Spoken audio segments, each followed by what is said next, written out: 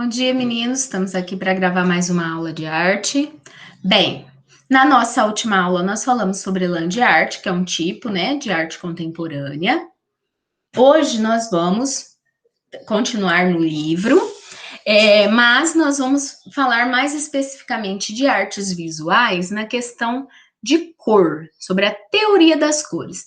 Vocês já aprenderam sobre a teoria das cores lá no sexto aninho, quando vocês viram, né, cores primárias, secundárias, terciárias, o círculo cromático, cores quentes, cores frias e tudo mais. Então, vocês aprenderam já sobre isso e agora nós vamos rever a questão da teoria das cores, tá? Principalmente especificando mais especificamente o que seria cor-luz e o que seria cor-pigmento. Então, para começar, eu vou compartilhar até um vídeo com vocês, tá? Que fala sobre esse assunto. E já podem até ir pegando o livro e deixando aí do lado, que depois nós vamos abrir o livro, fazer a leitura do livro. Vou tirar o som só para vocês conseguirem ouvir.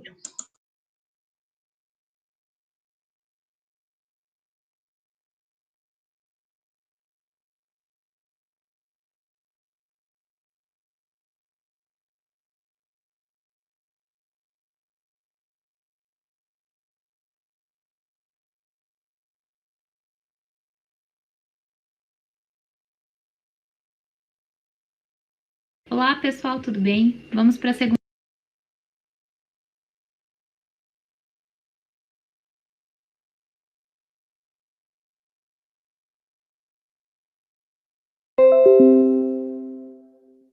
Segunda parte do nosso vídeo sobre teoria das cores. Após todos esses estudos e descobertas que a gente conversou no vídeo anterior, as cores foram divididas entre cor-pigmento e cor-luz. Cor-luz é a cor decorrente da decomposição da luz branca, e esse conceito está relacionado às descobertas de Newton. Para recompor a luz branca, bastam apenas feixes de 3 cores: vermelho, azul e verde, que são chamadas cores simples ou primárias. E é desta composição de 3 cores primárias que formam a luz branca que surgiu a sigla RGB, Red, Green and Blue. Em português, nada mais é que essas 3 cores, vermelho, verde e azul. E o RGB está presente em toda a parte.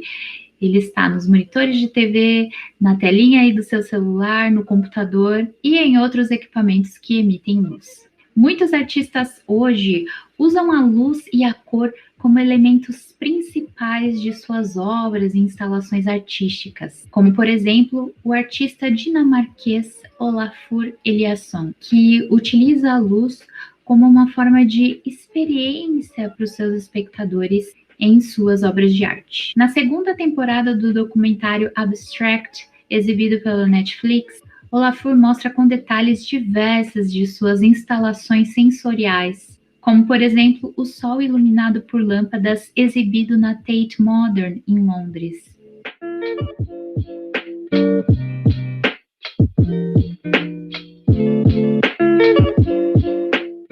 Já a cor-pigmento é decorrente da absorção e reflexão da luz por um objeto. Esse conceito foi amplamente estudado pelo poeta alemão Goethe e foi representado por um círculo cromático pela primeira vez por ele. No caso do pigmento, as 3 cores primárias são cian, magenta e amarelo. Mas ao contrário da cor-luz, a junção de todas as cores pigmento primárias é o preto. Ou seja, a mistura das cores pigmento é subtrativa e não aditiva. Esse padrão de cores é usado atualmente pela indústria gráfica e é representado pela sigla CMYK, que em inglês é o Cyan, Magenta, Yellow and Black, que seria o cian, magenta, amarelo e o preto. E esse é o esquema de cores que também é usado na pintura, no desenho, na ilustração e em outros campos da arte que utiliza o pigmento como parte da obra. E aqui podemos citar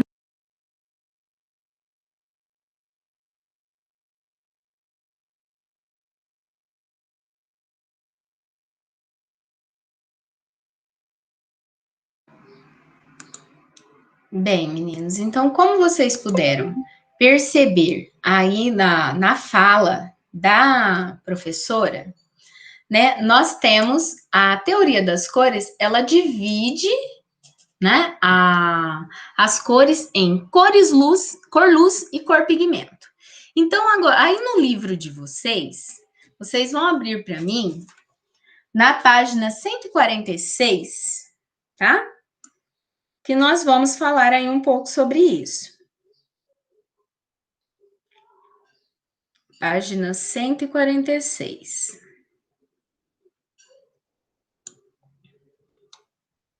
Aqui. Por dentro das artes visuais, as cores. Tá vendo? Deixa eu tentar aumentar aqui. Aí, ficou melhor. As cores usadas nas obras de Nils Udo, que é o artista que faz land art, que nós vimos na semana passada, né? Elas são sempre fortes e vibrantes, assim como podem ser suaves. Você imagina que podemos perceber as cores dessa forma, vibrante ou suave? A finalidade, a infinidade de cores que existe à vista por nós, graças à luz, mas cada pessoa percebe as cores de um jeito diferente, de acordo com o olho de quem vê. Por exemplo, observe as imagens a seguir que mostram as obras do Nils Udo. Então, vamos ver. A primeira, olha lá. A primeira é essa, que ele faz um contraste ali, né, com flores na árvore, tá vendo? Galhos, ele colocou um monte de galhos para segurar as flores ali no meio da árvore. Não tem título, foi realizada na Alemanha em 92. E a segunda é essa daqui. Deixa eu diminuir um pouquinho. Aí. A segunda é esta daqui, né? Que aí essa se chama Acima do Rio, né? Que foi realizada na França em 2017. Tá vendo? Ele fez quase como se fosse uma pipa ali, né? Toda de galhos e folhas. Aí embaixo está falando. As cores podem ser classificadas em dois grupos: cor-luz e cor-pigmento. Cor-luz é aquela que vemos por meio da emissão direta da luz. Já a cor-pigmento é aquela que percebemos quando há incidência de luz sobre o objeto. Ou seja, são as cores que os nossos olhos percebem ao vê-las. A teoria de cor-luz, meninos, está ligada principalmente a teoria de cor-luz, cor-pigmento, principalmente para a área de física. Vocês podem ter aprendido já com os professores de ciências. Se não chegaram a esse ponto, provavelmente no ensino médio vocês vão aprender.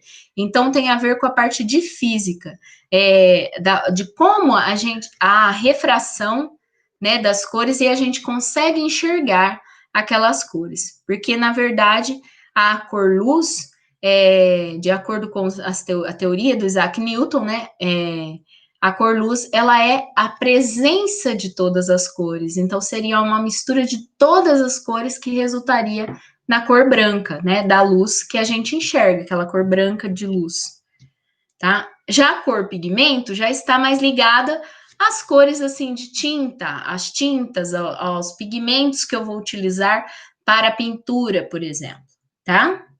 Aí, agora, continuando. Cor-luz. Você já viu um arco-íris. Que cores você percebe na sua composição? Quando há um arco-íris no céu, em geral, após a ocorrência de chuvas, é comum percebermos as 7 cores na sua formação. Vamos lá, vamos iniciar. Vermelho, onde eu estou passando o mouse. Alaranjado, amarelo, verde, azul anil, que é esse mais clarinho, né? O azul, desculpa. O anil, que o azul é esse mais claro, o anil, esse azul mais escuro, e o violeta, que é esse finalzinho roxo aqui, ó. Tá vendo? Essas são as 7 cores do arco-íris, né? Que foi o que ajudou o Isaac Newton na questão da sua teoria das cores. Ele estudou as cores quando colocava-se um prisma de vidro na luz do sol, esse prisma ele refletia no chão, então o prisma estava aqui, aí a luz do sol batia desse lado, ele refletia no chão as cores do arco-íris. Então, assim que ele cria essa teoria de que nós enxergamos o arco-íris graças às gotículas de água que estão suspensas no ambiente após uma chuva, né? E aí os raios do sol atravessando aquelas gotículas, eles refletem o arco-íris do outro lado. Aí aqui, de acordo com as propriedades da luz que são estudadas em ciências, quando uma luz branca, como a luz solar, incide em uma simples gota d'água, ela se separa em várias cores. São essas cores que chamamos de cores-luz. Então, pensando pelo caminho inverso, dizemos que a cor-luz é branca. Ó, a cor-luz branca é a somatória de todas as cores. E a cor-luz preta é a ausência de todas as cores. Por exemplo, se eu chegar na escola à 00:15 e não tiver nenhum poste lá da rua ligado, que cor que eu vou enxergar? Eu vou enxergar apenas o preto. Então, na teoria de cor-luz, falando de cor-luz, o branco seria a soma de todas as cores. E o preto seria a ausência de todas as cores. Não se esqueçam disso, isso aqui é muito importante, tá? Continuando. Entre as cores visíveis no espectro de cor-luz, temos 3 que são chamadas de cor-luz primárias. Aí agora, gente, nós estamos falando de cor-luz, e não podemos esquecer, porque quando a gente fala de cor-pigmento, as cores primárias são outras. A cor-luz, as cores primárias são o vermelho, o azul e o verde. Na cor-pigmento já é o vermelho, o azul e o amarelo. Então já é diferente. Se eu pegar, por exemplo, num ambiente 3 lâmpadas, colocar um ambiente totalmente escuro, colocar 3 lâmpadas, uma vermelha, uma azul e uma verde, e acender as 3 na mesma hora, eu vou ter uma claridade mais esbranquiçada. Por quê? Porque vai ser mais ou menos como esse final aqui, esse esquema, como esse finalzinho aqui da soma dessas 3 cores. Então, o vermelho, o azul e o verde em cor-luz são chamados de cores primárias. Cor-luz primária, né? Cor-luz primária. Que podemos ver no esquema ao lado. Ao misturá-las, lembrando, não é misturar tinta. Aqui é misturar a luz. Por isso que eu falei de colocar lâmpada, tá? Aí vamos lá. Ao misturá-las, obtemos não só as cores do arco-íris, mas todas as outras cores luz e até mesmo a cor branca. Por exemplo, ao misturar vermelhos com alaranjado, com azul, violeta, obtemos o magenta, que seria esse aqui, ó. Magenta é uma variação do vermelho, tá vendo? Essa mistura é chamada de aditiva, ocorre com a soma das cores. Aí, esse sistema de mistura de cores luz primárias é chamado de RGB, do inglês Red, Green, Blue, que é vermelho, né, verde e azul. É muito importante para as tecnologias de captação e de transmissão de imagens por meios eletrônicos, como uma televisão e um computador. Para que essa transmissão ocorra, as imagens são captadas, são transmitidas, são transformadas por impulsos elétricos que chegam por meio de antenas e cabos aos nossos aparelhos receptores, onde são transformados novamente, emitindo luz. Você já tinha imaginado que é essa forma de um programa chegar até você? Então, é graças às cores luz que a gente consegue enxergar a tela do computador, enxergar a transmissão da TV e tudo mais. Aí, continuando. Já a cor pigmento. A cor pigmento, ela é chamada do sistema, CMW, que seria né, o vermelho, o amarelo e o azul. Só que em vez de falar vermelho, amarelo e azul, eles vão chamar de azul ciano e magenta. Então, o azul seria o azul ciano, que é esse azul mais clarinho, e o magenta seria esse vermelho mais rosa, sabe assim, né? Que eles são utilizados principalmente em tinta de impressora. Então, quando a gente pega lá na tinta da impressora colorida, ela tem esse sistema de cores, o magenta, que é o mais avermelhado, o amarelo e o azul ciano, que dariam cores secundárias, como, por exemplo, um verde, um vermelho mais forte e um azul mais forte, tá vendo? Se a gente mistura, eu tenho um verde mais forte, um verde, né? Eu tenho um azul mais forte e um vermelho mais forte. E nós temos também o tradicional, né? Usado no campo das artes visuais, porque aí esse já tem a ver com tintas, né? Já tem a ver com as tintas que a gente utiliza, que é o sistema RYB, que é Red, Yellow e Blue, ou seja, vermelho, amarelo e azul. Com as cores vermelho, amarelo e azul, que estudamos o sistema de cor com mais profundidade. Quando mistura, agora sim, né? Aí nós chegamos nas tintas, no sistema de tinta, que é esse aqui.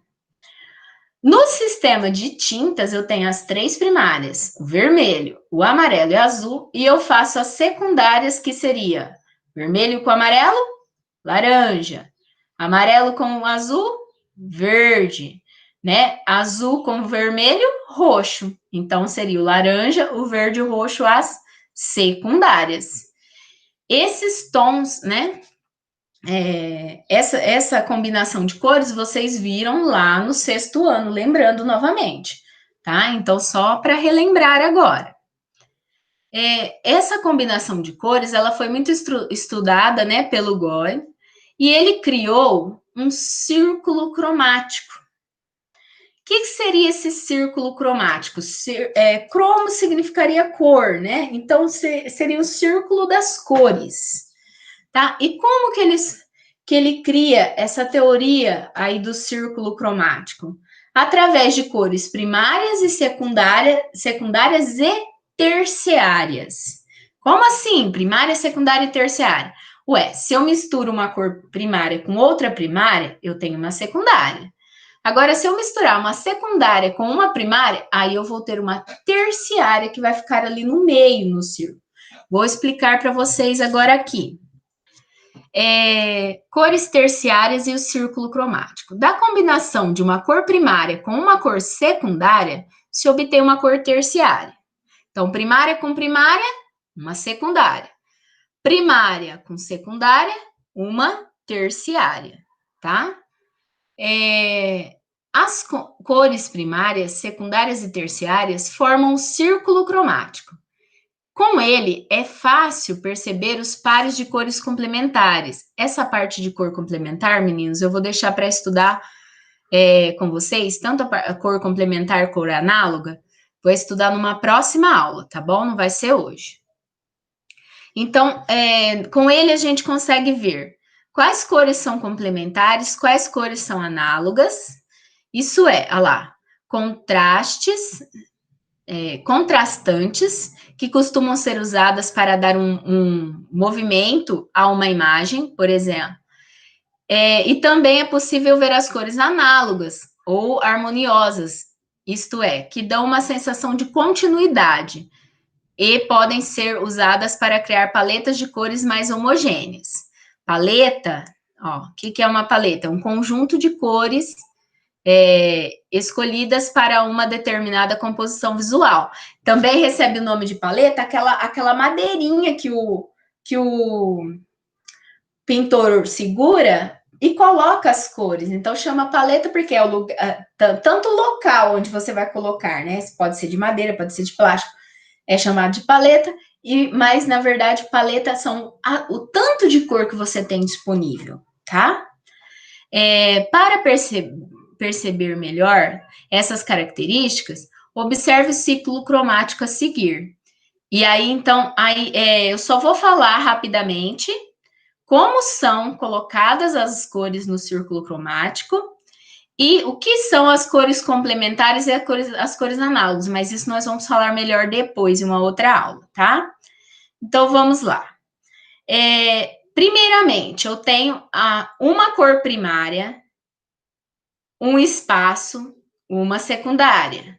Um espaço, uma primária. Um espaço, uma secundária. Um espaço, uma primária. Um espaço, uma secundária. Por que isso? Porque no meio vão ser as cores terciárias, olha lá. O vermelho é primário. O vermelho mais o laranja, que é secundário, deu vermelho laranja, ou laranja avermelhado, tá? As cores terciárias, elas têm o nome das duas cores que fizeram ela, tá? Então, pode ser tanto vermelho alaranjado ou laranja avermelhado, que vai ser o nome dessa cor.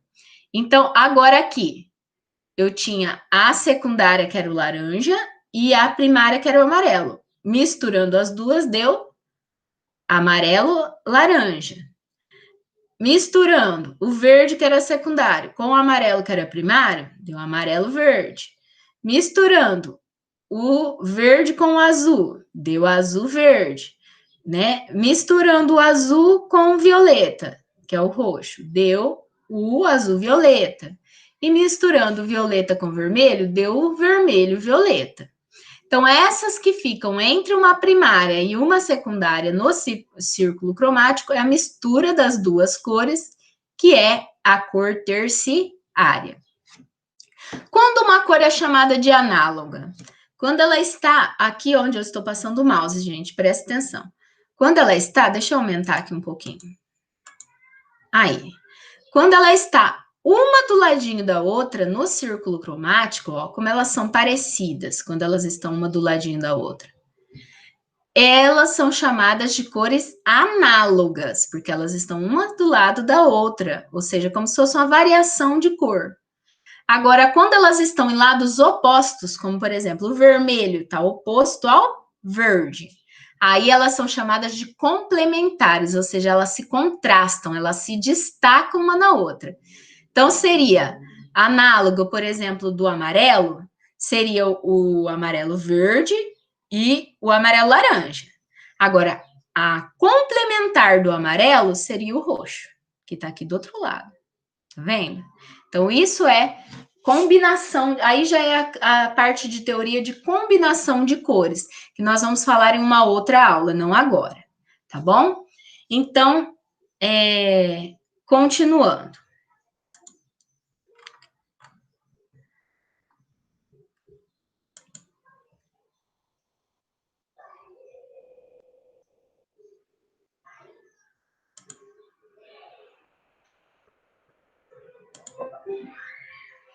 Então, a parte da teoria das cores, falando mais especificamente de cores pigmento, que eu tô aquela que a gente, né, trata mais assim em tintas, né, em pigmentos mesmo. Então vamos lá. As cores pigmentos, elas podem ter as cores primárias, que é o vermelho, o amarelo e o azul. Misturando uma cor primária com outra, eu consigo ter as secundárias, que seria o verde, o laranja e o roxo. E misturando uma primária com uma secundária, eu consigo ter uma cor terciária, que aí no caso aqui, por exemplo, seria o amarelo mais o amarelo mais o verde, daria o amarelo esverdeado ou verde amarelado. Tá vendo? E assim eu vou formando as cores terciárias. Então, existem as cores primárias, secundárias e terciárias. Além disso, eu posso organizar essas cores e classificá-las de acordo com essa classificação. Na organização dessas cores, eu posso ter as cores quentes, que dão a sensação de calor, como, por exemplo, o amarelo, o laranja e o vermelho. As cores frias, que dão uma sensação mais de serenidade, de tranquilidade, que seria o roxo, o azul e o verde, e as cores neutras, que seria o cinza, o branco, o preto, tá vendo? As variações de cinza, essas seriam já chamadas de cores neutras. Aí aqui a parte de cores complementares e cores análogas, eu vou falar com vocês um pouquinho mais adiante. Também essa parte de harmonia e policromia eu vou falar depois. Bem, deixa eu só ver aqui se já finalizou.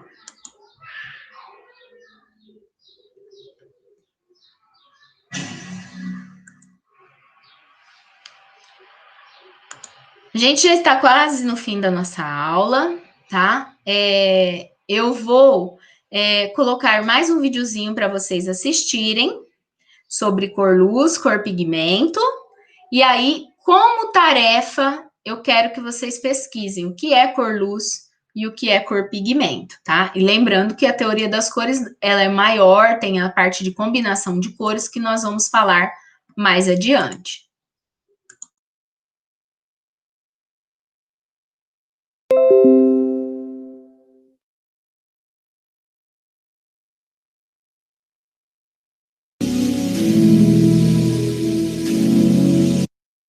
Você sabe o que são cores primárias?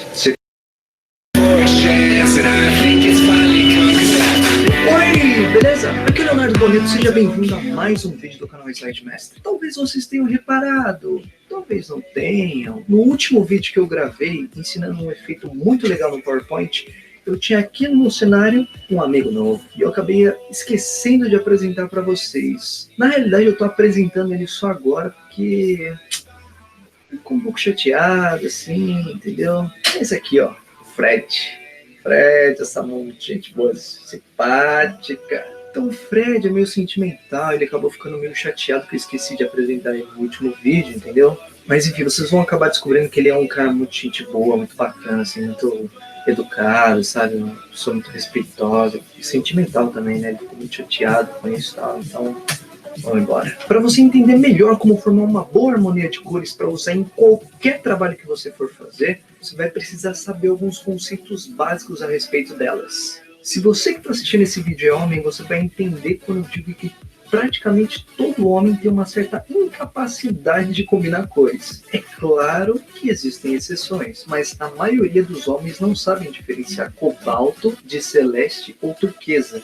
Por exemplo, é tudo azul.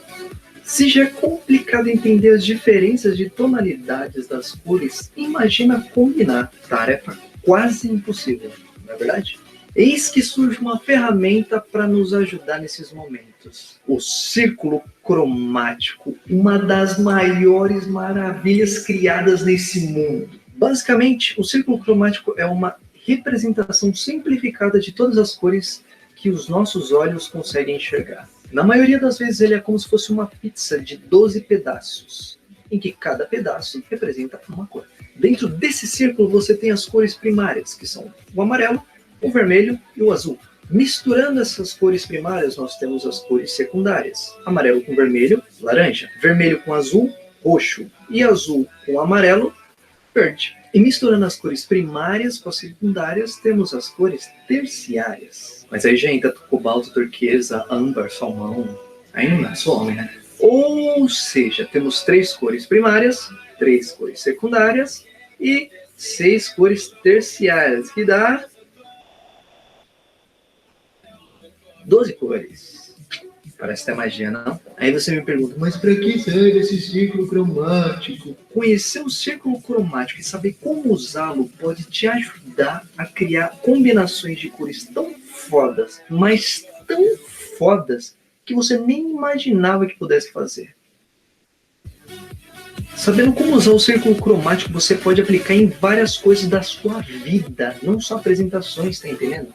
Você pode usar, por exemplo, para combinar as coisas da sua roupa. Você vai lá, se veste bonitinho, anda na rua, a pessoa olha e fala assim, nossa, sabe se vestir. Ou então você vai e decora o seu quarto, chega alguém lá, olha e fala assim, nossa, estudou design de interior. As possibilidades são infinitas. As pessoas vão gostar porque as cores são harmônicas. Elas conversam entre elas. Então é isso. No próximo vídeo eu vou te ensinar como você usa isso. como você vai usar o círculo cromático. Então fica ligado que eu vou te ensinar um truque no próximo vídeo, hein? Se você gostou desse vídeo, deixa o seu like clicando em gostei.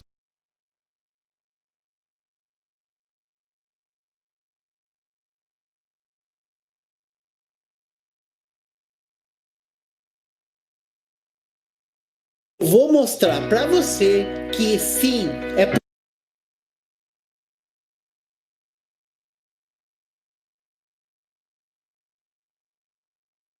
Bem, meninos, voltando aqui, então, nós vamos falar mais, então, sobre a teoria das cores na nossa próxima aula, tá? Então, vocês, só para relembrar, a cor luz, ela está ligada à luz, aquilo que eu enxergo de luz, não na questão de pigmento, na questão de tintas, por exemplo, tá? Então, a cor luz, ela tem a presença de todas as cores, resulta na cor branca, tá vendo lá, que a gente enxerga aí da luz, a cor branca, né? E a ausência de